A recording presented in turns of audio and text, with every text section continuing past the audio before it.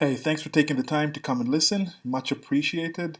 I'm going to be reading you something that I wrote on January 31st of 2020. It's titled, Are We Coronaphobic? Why Wuhan Flu Concern is Not Racist.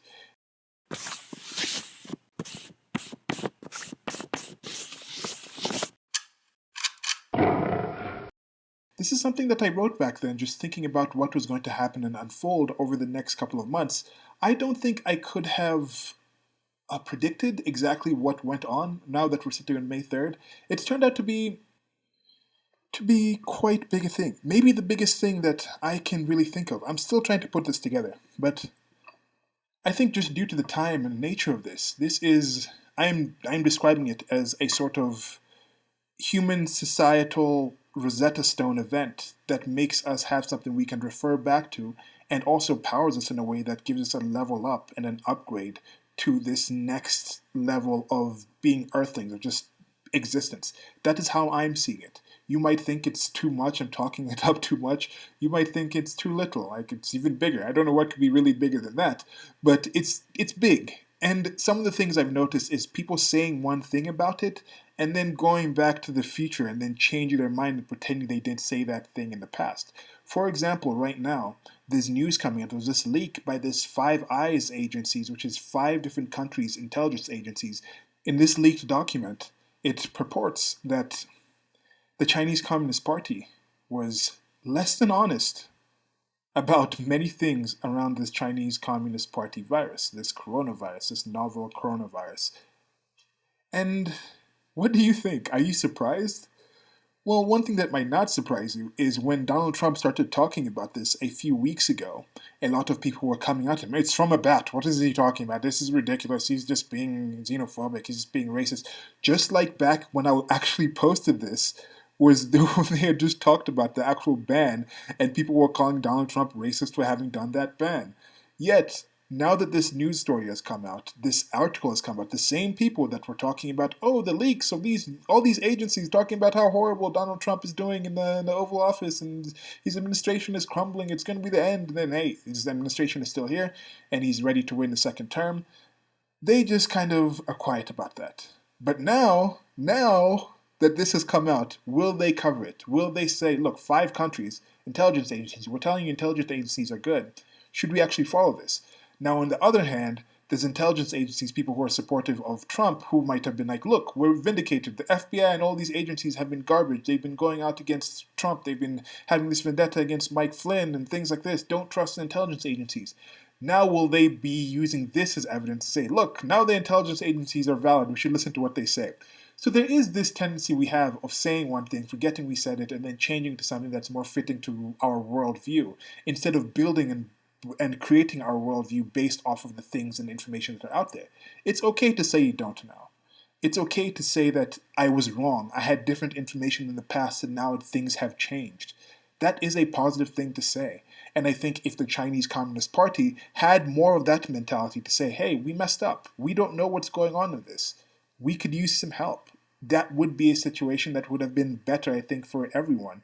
Well, better in some sense, because I still think a lot of good is going to come out of this, even though the unfortunate realities coming out of this, with the immediate lives lost, with the chances are that this is now a new virus that's in the world. It's a new way of dying that we'll have to contend with, but there's other old ways of dying that are going down for different reasons.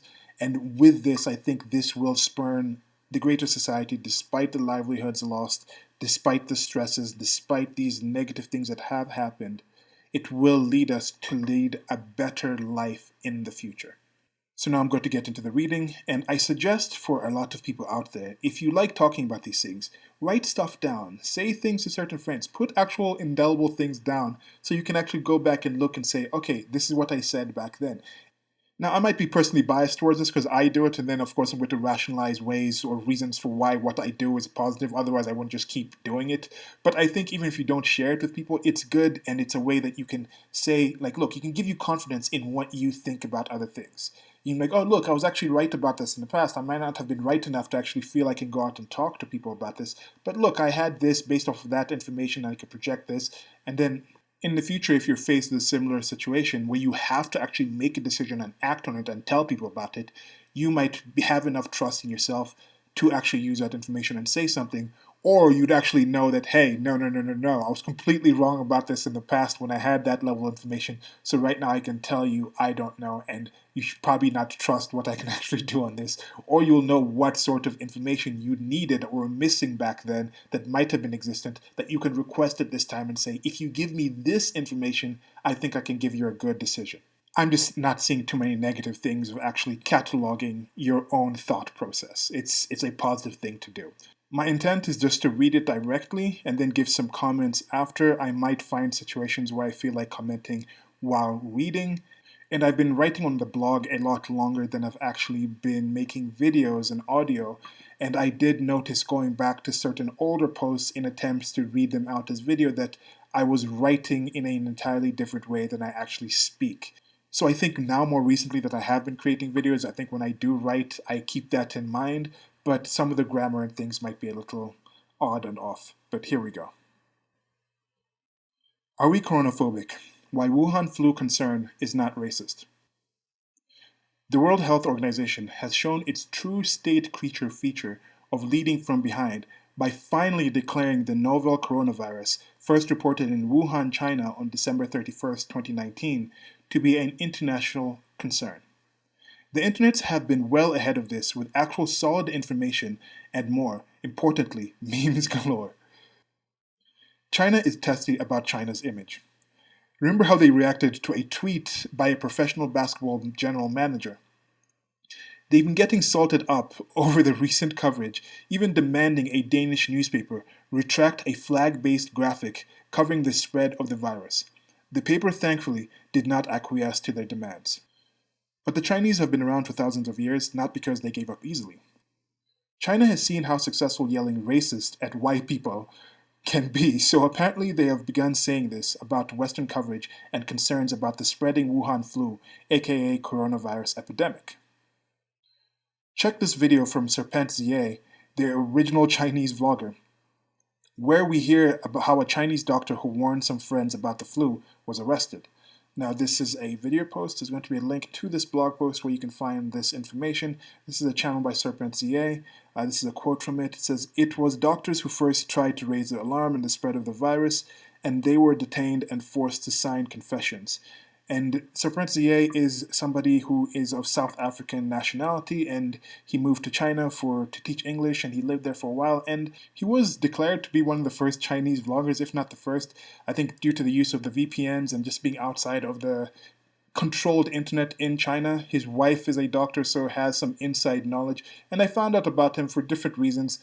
It was some time back. I don't know if it's accurately about a post about how Chinese women actually do have higher standards for you. That whole idea that you can just go leave the supposed feminism poisoned Western women and then go to the East and find yourself this demure Asian woman. When that's not the case, they have their own peccadillos and they have their own demands. You need to be comfortable in yourself and then find somebody who's comfortable in actually you, who you actually are, and then you'll be comfortable with them. But that's neither here nor there for right now. Let me get back into the actual reading of the blog post.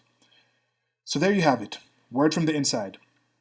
I found out about his channel sometime back when there was an issue with some rather well-endowed Chinese tech enthusiast YouTuber named Naomi Sexy Cyborg Wu that had been getting flagged for inappropriate content, with whom he had an interesting video where they were trying to purchase and ship some old electronics. I think it might have been a video game or something, or some kind of computer. And then there was also this video about being fat in China, which I wanted to see if it's like being fat here in Kenya.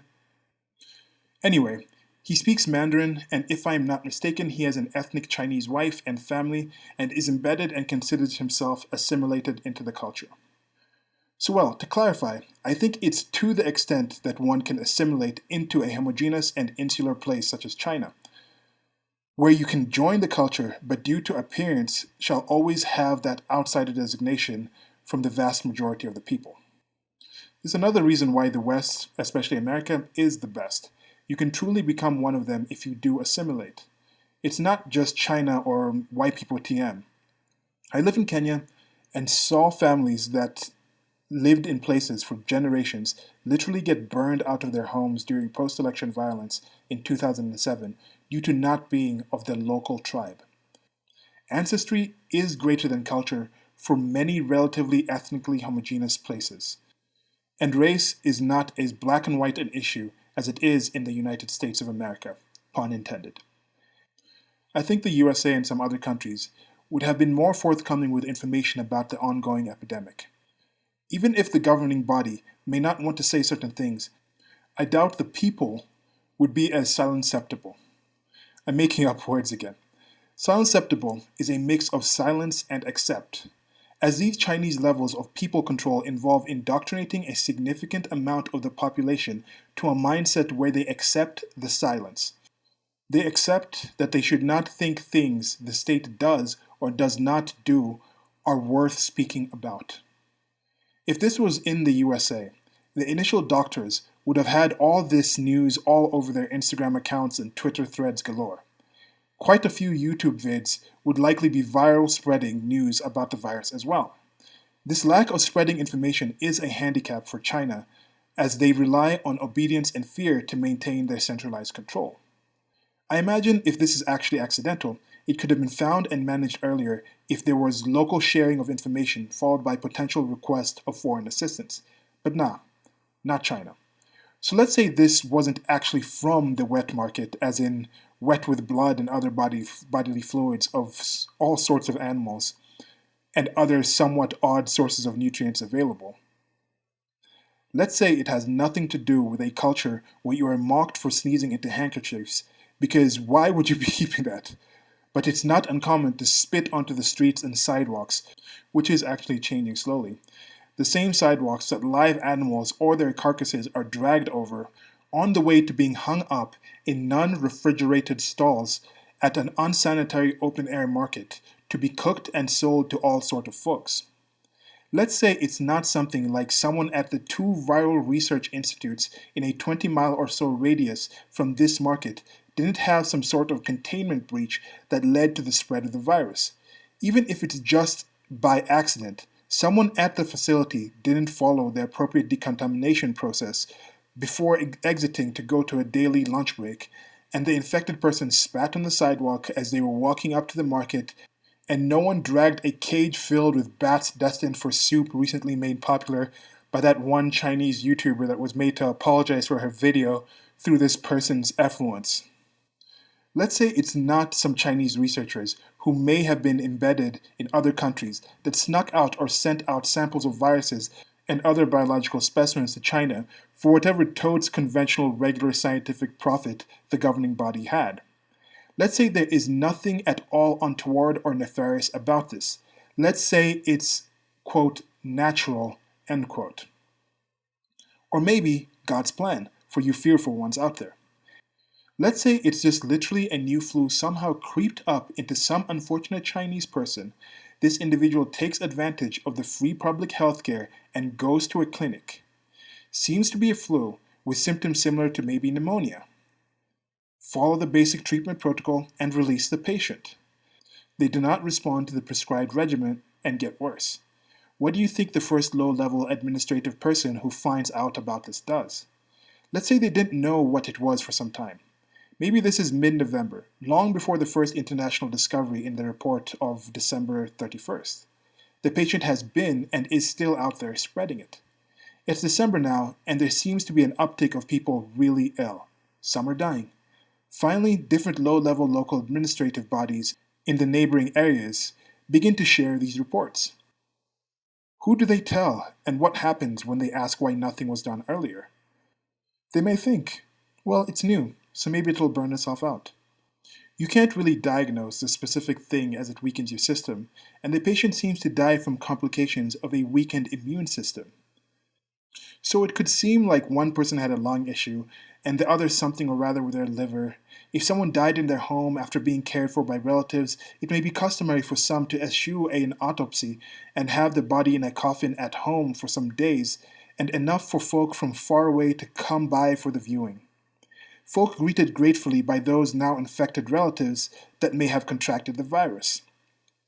What sort of health system is actually cataloging this data anyway? I am sure that the doctors in China are really held accountable when they make these false diagnoses, and I feel the need to specify that that was sarcasm. They most certainly are not accountable to their patients. The higher ups, though, unsure how much you may know about the government where you may be reading this from, but did you trust what you were hearing from the Chinese when you first heard it was an actual issue? Politicians everywhere lie for a living. It's a requirement, not just of themselves, but the general populace doesn't value truth in many significant but sufficiently removed from day to day life spheres. But in the USA, folks can lulls about leading politicians having suicide lists with impunity, can on the regular mock the other side's politicians for the lies they all tell, openly decry the waste and inefficacy of state institutions that they are not a part of or in control of for just being the basic bleh that all state institutions inherently are. Not so in China. In some places, lying about knowing that politicians lie and the state is inept may be key to living.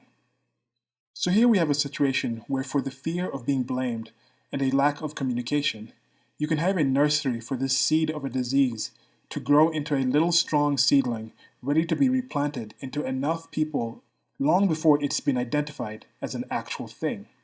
Then by the time you see the first Wuhan flu tree that can now be viewed by any random blogger like me, there is already a spreading forest of diseased trees that has already sent carriers to other countries like some long striding ants that you can't just nip in the proverbial bud.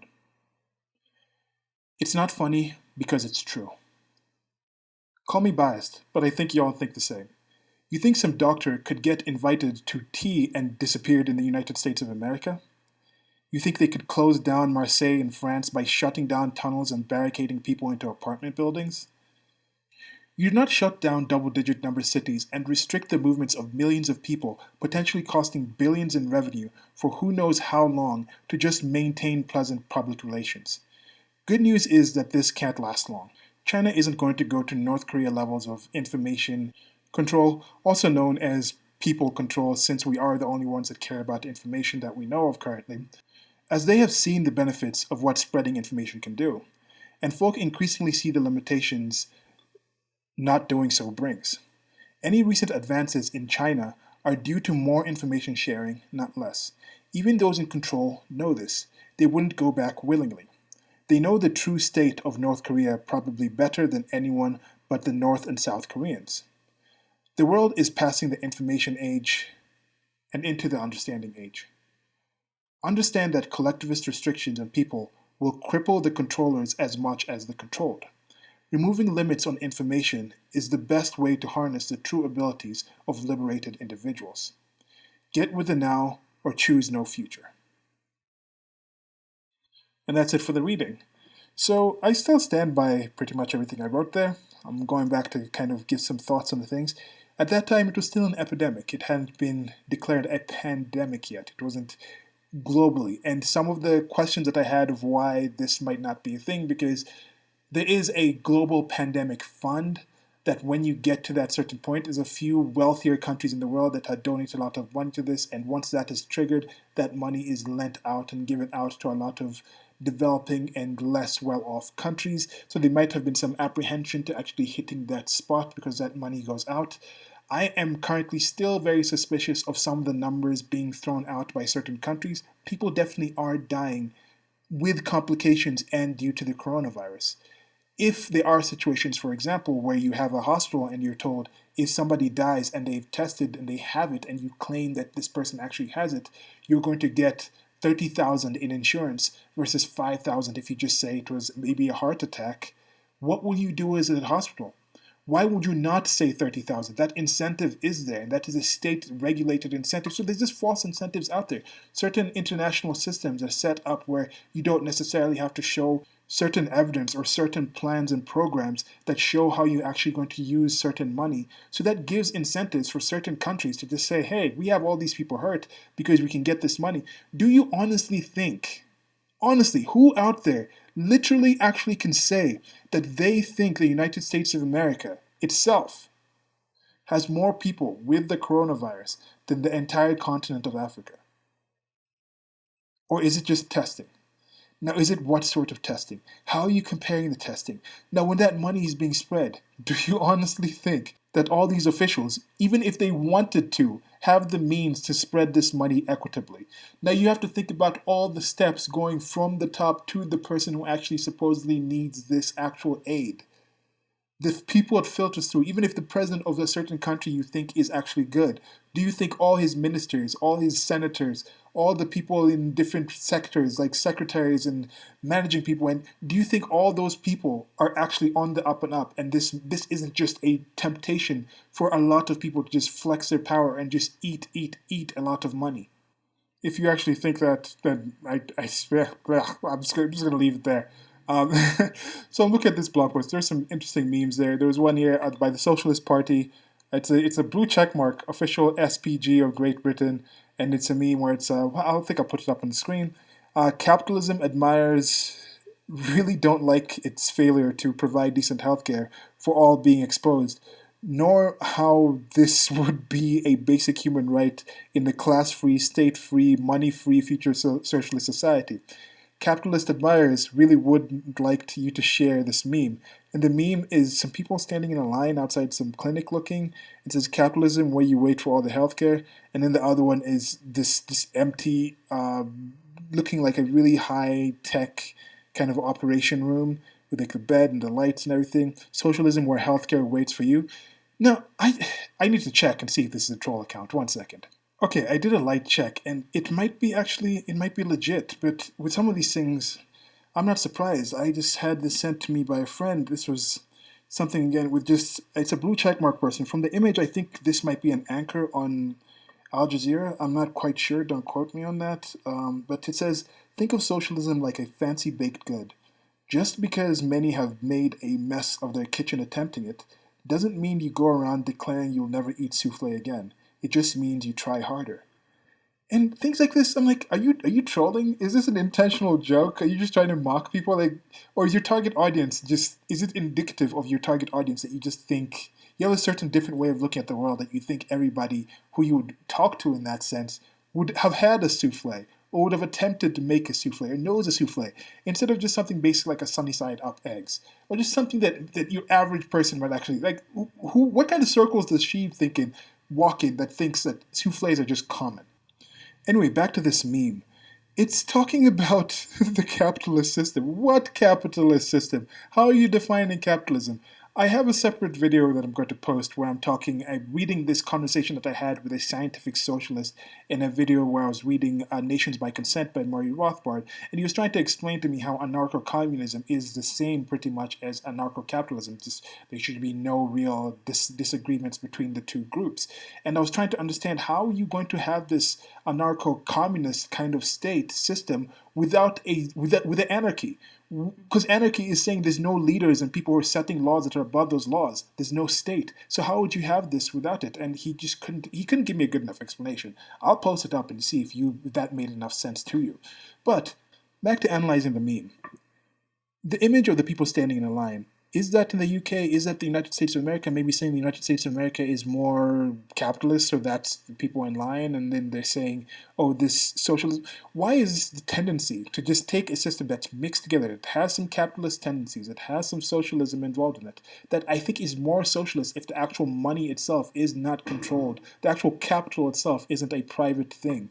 Then you get in a situation where, what exactly are you talking about here? What system are you actually comparing for? Why are you taking these negative things in this mixed system that could be due to socialism and saying that is capitalism, and then you take the positive things in those same mixed systems and you say, no, this has nothing to do with capitalism for this. And that is a frustration that I see here. You see with some people covering China, there's many people out there that have come out and said the Chinese government did an excellent job by actually going in there and shutting things down. Oh, you may disagree with how authoritarian they are, but we have to admit that with them having that ability, they were able to actually shut down and close and limit the movements of people in a lot more effective a way than the United States of America. People have actually been going out and saying tripe, just trifle, just truffle, blah, blah, all kinds of expletive cow dung material like this. It's taken me. I was like, wow. Like I didn't think. I was already aware of some of these things. Like I mentioned at the start of this actual document, that the World Health Organization is a state creature. it's not something that is actually effective. The need is there. The actual service being provided by the World Health Organization is not something that is accurate. I don't expect them to actually do any better than what they've actually done.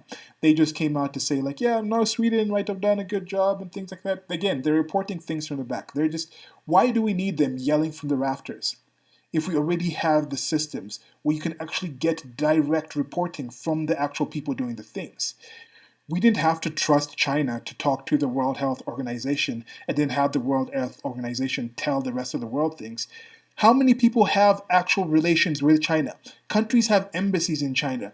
Private individuals have business dealings with people in China. You could have a situation where the world just says there are risks in different places. If you're going to have an industry of a certain size with China, you tell your people, like, yes, you might be worried that we have moved this company to China and they might be different situations that deal there that you're not comfortable with. But due to that, we will make sure we have enough contact with certain health officials there in case something comes out and we talk about that directly. Or the Chinese Communist Party themselves, if they were just more open, could just come out and talk directly to the world. Just have a YouTube channel and just stream those things. You don't need the World Health Organization in this. Any other situation could be done with the World Health Organization, or a similar organization could be come together and just have it be privatized. Have it be something that does crowdfunding. They've done different things and events by celebrities and things like this that actually have donated and raised a lot of money for that. People have donated money to it. Just put in the same work and say, we're working on a certain salary, we're finding a way to be streamlined and deal with people in different locations who are willing to share certain information. Then we highlight this need and we post it out there, and then other people can actually donate. And since we still have this actual state system where taxation is still there, you can add an incentive where you just say, hey, if you donate X amount of money to these different things, then there's a tax break. It's a tax deductible donation. I think that's already there if you donate to certain charities and things like that. In most places that have taxes, that is considered tax deductible. So run it as a charity or run it as a completely private institution that is actually viable, that it's actually held to certain standards, that is actually legally liable for their failures, that has the turnaround. There's just so much mess, but this isn't unexpected in general. Did I think it was going to become a pandemic at this level and be this sort of Rosetta Stone to human society upgrade moment? No, at that time I did not necessarily think it was going to be that bad. Because of the information I had about the actual danger of the virus, I did not think it would be something that led to this big of a shutdown. But this was prior to the release of that 2 million people dead projection number report thing. And I still haven't found enough information where I'm solid to think that this is anywhere close to as horrific as what it was being projected to be that led to some of these shutdowns. And that is one thing that is kind of concerning to me, because I'm thinking the amount of information I had back then isn't really that much different now. If anything, the amount of information I have now about ways to fight it makes me even less worried about the potential damage of this actual virus. But then there's other things that are unknown to me. It's a known unknown. I do not know the lasting effect of these things. I don't necessarily know how it's going to be 10 years from now after this has been gone.